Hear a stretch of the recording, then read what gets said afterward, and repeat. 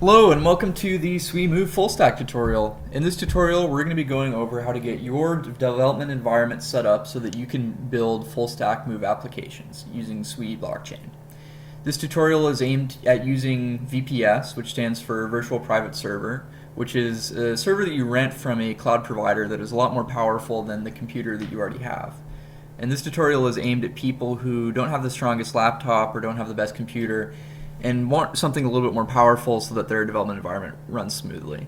This is especially important with Sui because there's a pretty involved compile step and it can take like 30 minutes even on decent hardware, so if you don't have the best laptop, it's a pretty good option to just rent a VPS while you're making Move applications run on Sui. So the first thing you want is a VPS, and the way that you do that is you have to rent it from one of these cloud providers. The one that I personally usually use is Vultr at vultr.com. The reason why I use Vultr is because they're very Linux friendly. I enjoy Linux. This is Ubuntu, and we're going to be setting up a Debian operating system today to use as a VPS target. One thing to note is that you can use Windows, Mac, really any operating system you want to connect to the VPS. However, right now I am using Ubuntu because that is, the easiest. That is the easiest way to get started on this. However, it should be relatively straightforward, and the only thing that's specific to your operating system is to install Visual Studio Code. Once you have Visual Studio Code set up, connecting the VPS is super simple and standardized across all operating systems. So, Vultr.com. One thing Vultr.com has is they have a Vultr free trial, a pretty generous free trial. So they'll give you a $250 worth of credit, so you can try it for a couple months and not have to pay any real money. You just use this. So I'm going to let you get that set up on your own. I already have it set up on mine. Just use something, 4 virtual CPUs is about 12 gigabytes of RAM, and around 300 gigabytes NVMe is this works personally great for me. You could probably get by with a little bit less, but again, the whole point of doing the VPS is to get a little bit more power. So this is what I ended up choosing. And you can use other providers. You can use Linode, Akamai. DigitalOcean's okay, although I think for Linux I'd recommend using something else. I think AWS EC2 is fine. Azure, right? All these different providers have this service, so you can pick and choose whichever one you want. But we're going to go ahead and use Vultr. Alright, so now that we got the Vultr VPS up, we're going to go ahead and install Visual Studio Code. Video code install. So we're going to walk through this, even though you probably already have this already on your computer. We're going to go ahead and walk through it again, especially because on Ubuntu it's a little bit confusing how to actually install this. So we're just going to go ahead and download the .deb package, which is just a regular file to our computer. Then we're going to go ahead, open terminal. We're going to cd to downloads, make sure it's there, and we're going to do sudo apt install / code, press tab to autocomplete. Enter in our password, wait for it to install. And once it's done installing, we should be able to find it right there in our regular, just installed as a regular program. So now that we have Visual Studio installed, we're going to want to install an extension called the Remote Developer Pack. Remote Development, yes, extension pack by Microsoft.com. Go ahead and install. This is going to install a lot of stuff, but the main thing that we care about is this Remote SSH plugin that we use to connect the VPS over SSH. And what this is going to allow us to do is, even though we have Visual Studio Code open on our computer, we're going to have it act on the VPS so that any command or any file that we edit in this local window is going to actually run on our VPS. And that's how we're going to use the processing power that we rented instead of our own laptops. You should note that we have this Remote Explorer. Make sure that it's on the Remotes Tunnel SSH page. It may ask you to sign in with GitHub. I don't believe you need to, but I would if you have a GitHub account. You should already have a GitHub account. But what we're going to do is we're going to do this new remote, and we're going to go back to our Vultr or whatever VPS you have, and it should give you a username and password. In our case, it's root and this, and it should also give you an IP address. So what we're going to do is we're going to take the username and we're going to type SSH, that username, which for us is root, and then the @ symbol and the IP address. Excuse me. So we're going to do SSH, or username, at the IP address, paste it in, make sure there's no space, press enter, and we're going to update this .sh/config, which is at our home directory. And wait for that to go in. Refresh this if you need to. And then, yeah, it wants us to sign up with GitHub. Might as well. Don't ask again, so we don't get annoyed with it asking. And yeah, click this, you should see this SSH go up. And then we can connect in current window, which it opens this, it asks for our password, which we have, copy paste, and wait for it to go. If it asks you for any prompts, just hit yes, okay, by default should work. And we want to look in this Remote Explorer. Actually, we want to look in the extensions, and you see it should have installed it should have this where it has the extensions that are installed in this. And we're going to double check that this worked. We're going to see that yes, it says connected. Open a terminal by pressing Command and then Grave, which is the key to the immediately to the left of the 1, or just do terminal, new terminal. Root at vultr.com. So yeah, this is the root user on the Vultr server that we rented. And who am I? Yeah, we're the root user. Perfect. So now that this is up, we're going to this is always best practice, sudo apt update, and make sure that our packages are up to date. Great. Now we're going to proceed with this install the regular way that you would on Linux. So we're going to look up the Sui install docs, and yeah, that's this install suite of build. And essentially we're just going to go through the regular Linux install. So yep, first things first, sudo apt update, what we just did. Next we're going to install curl, install git-all, all these things, but instead of doing all these commands one at a time, I'm going to, one thing you can do with apt is that you can install multiple packages at once by just putting a space after it, instead of having to go through and type out everything, which is kind of annoying. Libsl-dev, so I'm going to go ahead and type that out real quick.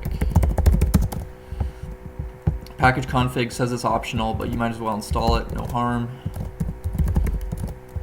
Always good to be proactive about preventing errors, especially with these long compiles. I think this is misspelled. Yes, libpq-dev, build essential, and that should be it. Because it is not sudo apt curl, it is sudo apt install, and then all of the packages, with spaces after. Press yes, and wait for it to go.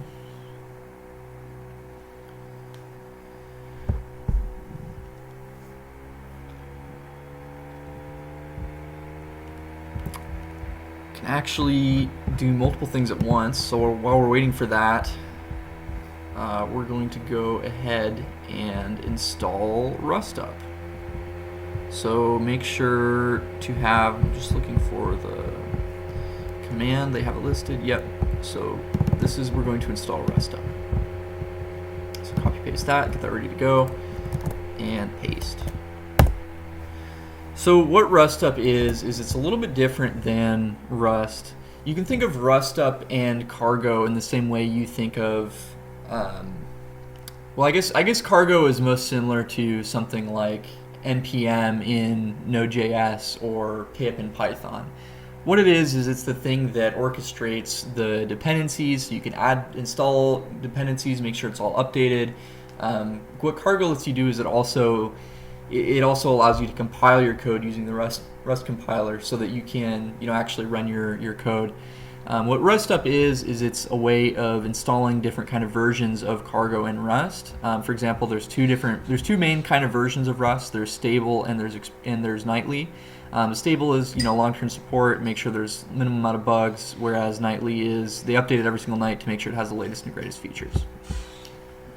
And another issue that you're going to run into frequently is that sometimes it doesn't always, after you install some things, it doesn't always update in the terminal right away, so you have to either open a new terminal with bash or run this source command, but this works too.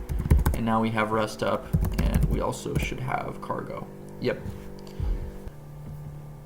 So the next step after installing Rust is we're going to start the compile for the Sui binary. And we're going to go ahead and do that by running this command. And don't worry about finding this. All these commands are going to be easily accessible in the video description. So just copy paste that in. And for some reason there's issues with copy pasting on this remote desktop or this remote SSH. So just make sure it looks good. Run the command, and this might take a while. So again, this is the main reason why we're doing this on a VPS, is because this compile is pretty heavy. Compiling things in general in Rust is at the moment not great. It's kind of it's just kind of an issue with the language where compiles and builds are really slow. One thing is that it has to download and compile literally everything in the dependency tree. So if you have a dependency that uses a dependency that uses a dependency, every single dependency that's referenced somewhere in your crate has to be compiled from source. So what that means is that it has to install all of these repositories, and then it has to compile everything. So right now you can see it has to download all these crates, and it has to compile all those crates. So 2,000 crates that it has to compile, that's a lot of crates. This might take 20 to 30 minutes. That's totally okay. Because we're using a VPS, it's going to go a little bit faster than if we just had it on a regular computer. And don't be worried if it looks like this is hanging, or if there's if it's not going anywhere. For example, on librox-db-sys, that's one crate that takes a long time. For me, it took 5 to 10 minutes, and it's the only thing that compiles. It doesn't move the bar. So just let it run for however long it takes, and expect a really long compile. But it should go to completion. So I will reconvene back when we have this compiled. One thing that we can do while waiting for this to complete is install something called nvm, which is what's going to let us use Node. So we'll go to this command, go to this website, copy the command, or this command will be in the description as well. Just because we have a command running in this terminal doesn't mean that we're stopped from making any progress. We can actually start a new terminal by pressing this dot. Make sure root at Vultr. Make sure that it's that we're running this in the remote over SSH connection. Paste the command and install nvm.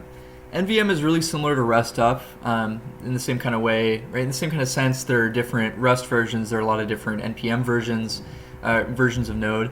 And sometimes you want to switch around between those versions. With the default way of installing Node, you can just install the latest version, but if you want to go back, you have to uninstall it. It's just kind of a pain, and this solves a lot of those problems.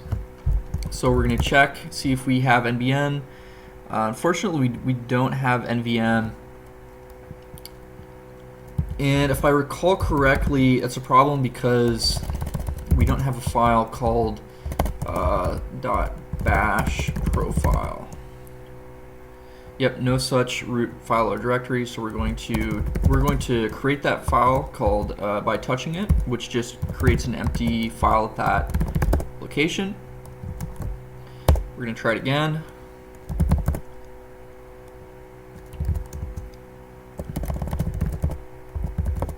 And yep, create a new terminal. This time it works. If it doesn't work the first time, right, try to create this bash profile file at your home directory, or just open a new terminal, or open a new bash instance by just running the bash command. But yeah, now we have nvm, and we can use nvm.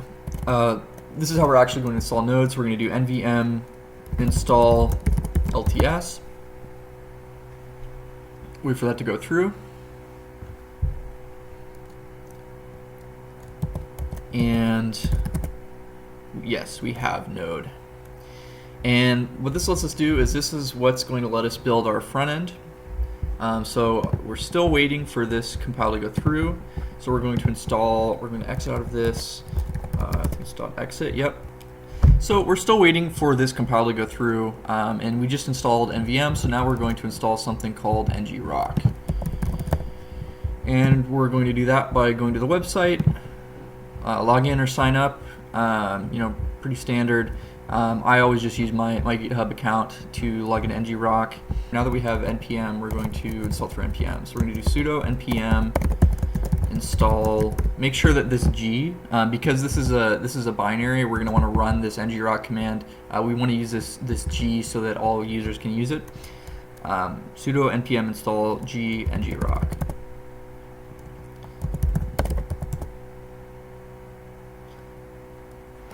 Instead of doing that, we're going to do it without sudo. Install g ng-rock.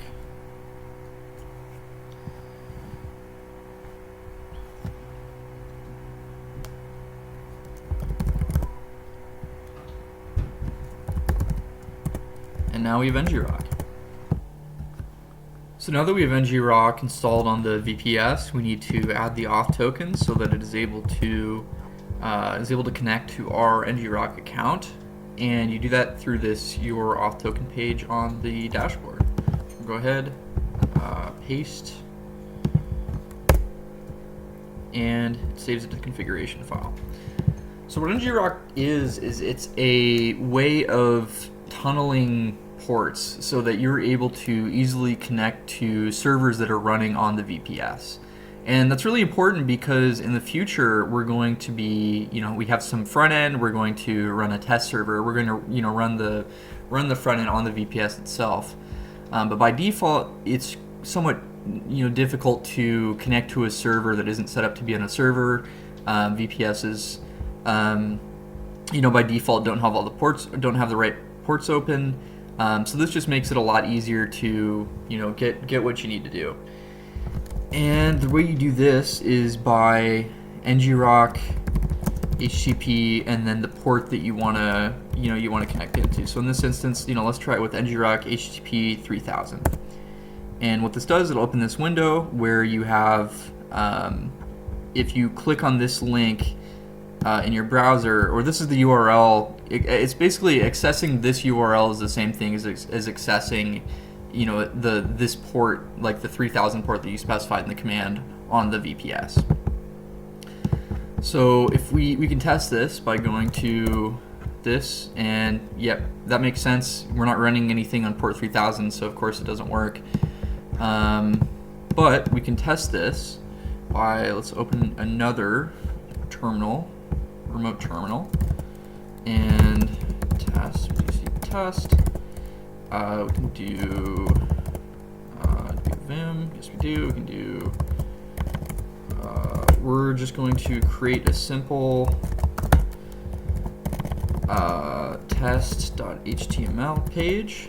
We do h1, hello world, h1. Save this. And Python, here's a trick. Python lets you do an HTTP server really easy by just doing the Python HTTP module. Python M, and Python should come pre-installed, so we're going to open that on port 3000 just to give us something to test. Python 3, do we even have Python 3? Yes, we do.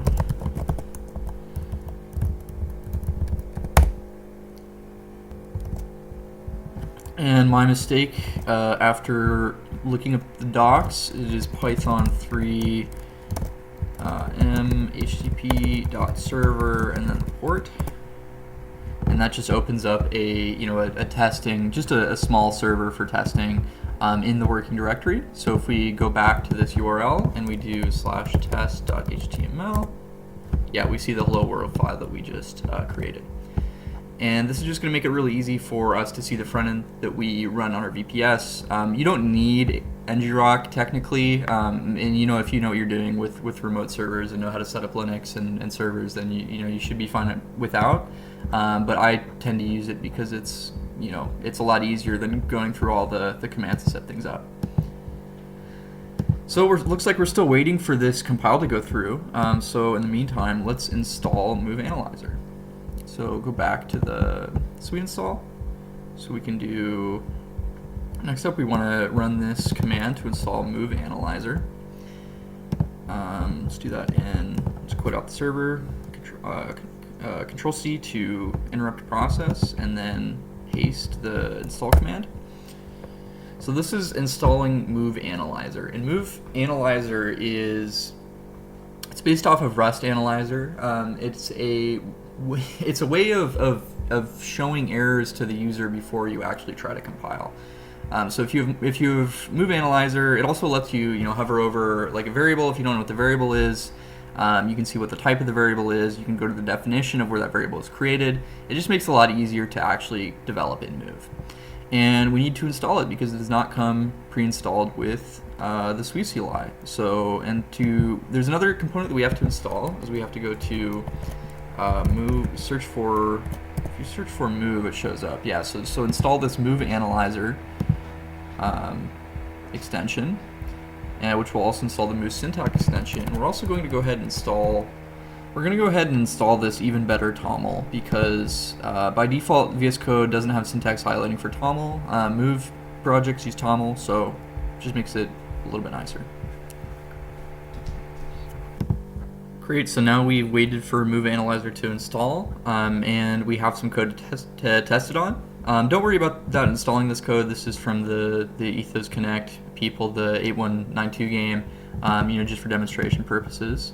You see, we can get the syntax highlighting, which is great, but we don't get the Move-analyzer, so we can't go to source, right-click and go to source, which is what we'd really like to do.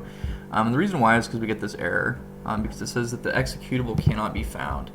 And the best way that I've found of fixing this is you have to go into settings, and the way you do that is press Control and then comma. Go to the remote SSH to access the settings for the Visual Studio Code that's running in your running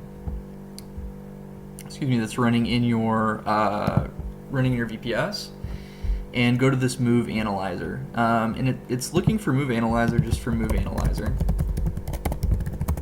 And we do have Move-analyzer. I think there's some issue currently with the current version of this where it's not able to find it correctly, and we can solve that by doing which Move-analyzer, and that gives us the actual path of where Move-analyzer is located on our system. So we can copy paste that into there and do the settings,